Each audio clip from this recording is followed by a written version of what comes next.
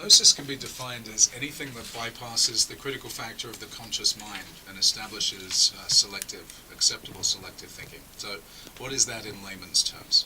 Basically, any time you are not consciously aware and some suggestion of some kind is being implanted into your subconscious mind, you could be said to be being in hypnosis.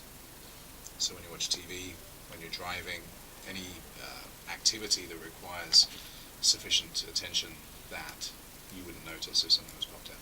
Well, in hypnotherapy, that's kind of neat that you say television, right? Because yes. they used to do a lot of subliminal messaging in television, and they still do. Do they? Yeah. They do tons of it. If you actually look at a movie and you notice every time there's a Burger King in the background or a can of Coke being discreetly opened or a beverage, I'm not allowed to say Coke, am I? That's a brand. No, you can say it. No, you can say it. Okay, I wasn't sure whether I was in breach of some CRTC. No, it's okay. Anyway, the point with television is that it's all hypnosis. It's all hypnosis. You suspend disbelief, you enter somebody else's vision of reality for 45 minutes to an hour, or an hour and a half if you're at the movies. And advertisers know very, very well all the tricks and tools, both of hypnosis and mind control and modern psychology. Now, didn't they used to, you'd be watching something and it would show a picture really, really quickly. Right. And you'd see it instantly, and you don't even notice that you see it. But I heard also that is a form of hypnosis, and it is a clumsy form of suggestion. Okay.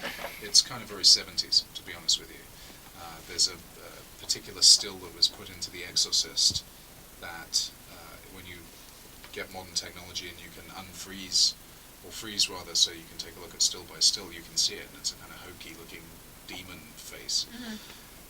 But advertisers and product hawkers and merchants have become far more sophisticated in how they put things into your awareness. And make no mistake, they're doing it all the time, everywhere. That's really interesting. Everywhere. And they still do it in songs and stuff too, right? You can put it in songs, and music is, by definition, bypass of the critical factor of the conscious mind. You might want to think, by the way, how you're hypnotizing yourself when you're walking along, singing, I don't want to do it because I'm a terrible singer, but if you're walking along singing some country music lyric about how life is terrible, your dog just died, the farm is on fire, Very country. Very country. Whatever the context of the song, take a good look at the lyrics in the song and notice that you're actually suggesting that to your subconscious mind. Well, you were. There's this one song actually that I was listening today, and it's about a woman who gets married and she wears her white dress, but she would not see her husband with anybody other than herself until she's dead. And, she's singing it over and over again, and her being buried in the ground and 6 feet down and, stuff like that. And it's kind of interesting. It's like, oh, yeah, Very but cheerful. It's very suggestive, and it Yes. definitely, country is one of the main types of music that has people that do suicide.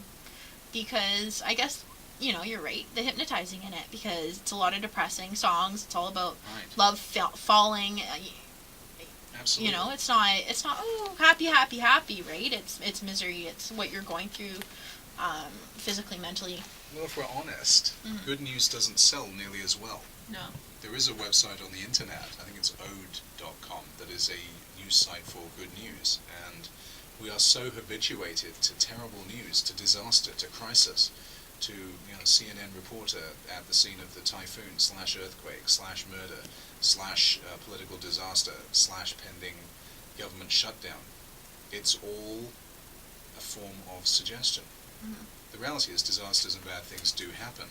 The fact that we sit at a television glued to these things as though we should be honouring that as a means of living is conditioning, and conditioning is a form of hypnosis.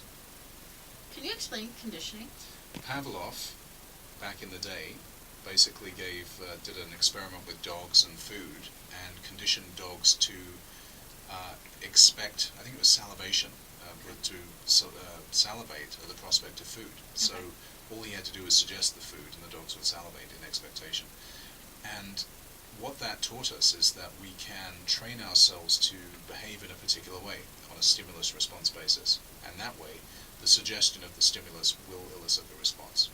So for example, we're in a recession being broadcast everywhere, despite the fact that